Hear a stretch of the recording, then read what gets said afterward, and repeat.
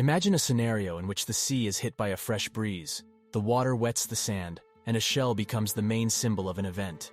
Some of these elements are the protagonists of one of the most famous paintings ever, The Birth of Venus by Sandro Botticelli. Although the work wants to tell the birth of the goddess of love, in reality, the scene does not represent this event. Who is the model who was painted as Venus? What are the background and symbols of this famous painting? In this video, we will analyze the work and reveal all the details. Botticelli was commissioned to paint the work by the Medici family of Florence, possibly by Lorenzo di Pierfrancesco de' Medici, one of Botticelli's principal patrons, under the influence of his cousin Lorenzo de' Medici, the Magnificent. Herbert Horn, in his 1908 monograph, believes that the painting was commissioned soon after the 1477 purchase of the Villa di Castello, a country house outside Florence, by Lorenzo and Giovanni, to decorate their new home. There is no trace of the original commission, and the painting is first mentioned by Vasari, who saw it, together with the spring, in Castello, probably around 1530. The two paintings remained together in Castello until 1815 when they were transferred to the Uffizi Museum. In the center, the newly born goddess Venus stands nude in a giant scallop shell. At the left, the wind god Zephyrus blows at her, with the wind shown by lines radiating from his mouth. He is in the air and carries a young woman, who is also blowing, but less forcefully. Vasari was probably correct in identifying her as Aura, a personification of a lighter breeze. Their joint efforts are blowing Venus towards the shore, and blowing the hair and clothes of the other figures to the right. At the right, a female figure holds out a rich cloak to cover Venus when she reaches the shore. She is one of the three Horae, or hours, Greek minor goddesses of the seasons and of other divisions of time, and attendants of Venus. The floral decoration of her dress suggests she is the Hora of spring. The subject is not strictly the birth of Venus, a title given to the painting only in the 19th century, but the next scene in her story, where she arrives on land blown by the wind.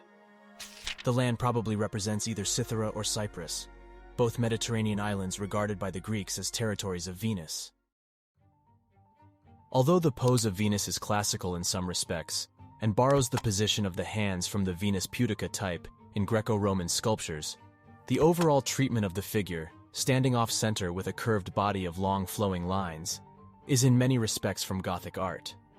Venus's body is anatomically improbable, with an elongated neck and torso. Her pose is impossible. Although she stands in a classical contrapposto stance, her weight is shifted too far over the left leg for the pose to be held. The proportions and poses of the winds to the left do not quite make sense, and none of the figures cast shadows. Botticelli's art was never fully committed to naturalism. In comparison to his contemporary Domenico Ghirlandaio, Botticelli seldom gave weight and volume to his figures, and rarely used a deep perspectival space. Botticelli never painted landscape backgrounds with great detail or realism, but this is especially the case here. The laurel trees and the grass below them are green with gold highlights. Most of the waves have regular patterns, and the landscape seems out of scale with the figures. Many art historians who specialize in the Italian Renaissance have found Neoplatonic interpretations to be the key to understanding the painting. Botticelli represented the Neoplatonic idea of divine love in the form of a nude Venus. For Plato, Venus had two aspects. She was an earthly goddess who aroused humans to physical love, or she was a heavenly goddess who inspired intellectual love in them. Plato further argued that contemplation of physical beauty allowed the mind to better understand spiritual beauty. So, looking at Venus, the most beautiful of goddesses, might at first raise a physical response in viewers which then lifted their minds towards the godly. The composition, with a central nude figure, and one to the side with an arm raised above the head of the first, and winged beings in attendance, would have reminded its Renaissance viewers of the traditional iconography of the baptism of Christ, marking the start of his ministry on earth. In a similar way, the scene here marks the start of Venus's ministry of love, whether in a simple sense or the expanded meaning of Renaissance Neoplatonism. Scholars have indicated that there might be other ways to interpret Botticelli's mythological paintings. In particular, both Primavera and Birth of Venus have been seen as wedding paintings that suggest appropriate behaviors for brides and grooms. The laurel trees at right, and the laurel wreath worn by the Hora are punning references to the name Lorenzo. In the same way, the flowers in the air around Zephyr and on the textiles worn and carried by the Hora evoke the name of Florence. Viewed from a religious standpoint, The nudity of Venus suggests that of Eve before the fall, as well as the pure love of paradise. Once landed, the goddess of love will don the earthly garb of mortal sin, an act that will lead to the new Eve. Once draped in earthly garments, she becomes a personification of the Christian Church, which offers a spiritual transport back to the pure love of eternal salvation. Tradition associates the image of Venus in Botticelli's painting with the famous beauty Simonetta Cataneo Vespucci, of whom popular legend claims both Lorenzo and his younger brother Giuliano were great admirers. Simonetta was possibly born in the Ligurian seaside town of Portovenere, the Port of Venus. In April 1469, when she was just 16, she met her very young husband, Marco Vespucci, a distant cousin of the navigator Amerigo Vespucci. After the wedding, the couple settled in Florence. Simonetta's first great lover was Lorenzo the Magnificent himself. Without him, there would not have been so many poetic and pictorial testimonies of the woman. He himself dedicated many poems to her. The apex was reached with the Giuliano tournament, a jousting tournament held in Piazza Santa Croce in 1475. Here Giuliano de' Medici promised and dedicated the victory to Simonetta, present in the audience. He brought a banner, painted by Botticelli, and depicting Simonetta in the allegorical role of Venus Minerva, with Cupid at her feet, unfortunately lost. A scholar has excited interest in the art world through a unique analysis of Botticelli's famous artwork, arguing that there is a secret reference to the human anatomy. Removing the figure of Flora on the right-hand side of the picture revealed a shape very similar to that of the human lung.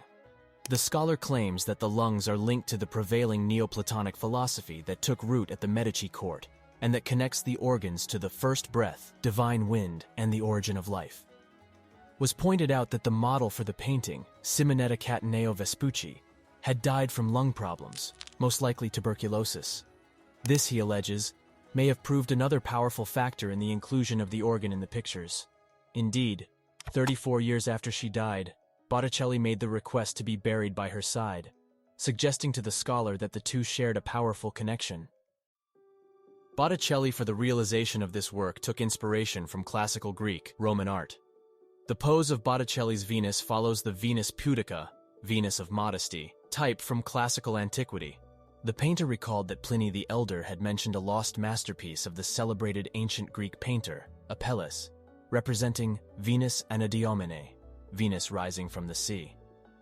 According to Pliny, Alexander the Great offered his mistress, Campaspe, as the model for the nude Venus, and later, realizing that Apelles had fallen in love with the girl, gave her to the artist in a gesture of extreme magnanimity.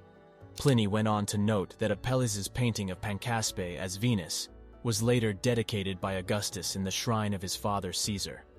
Botticelli could not have seen the frescoes unearthed later in Pompeii to take inspiration, but may well have seen small versions of the motif in terracotta or engraved gems.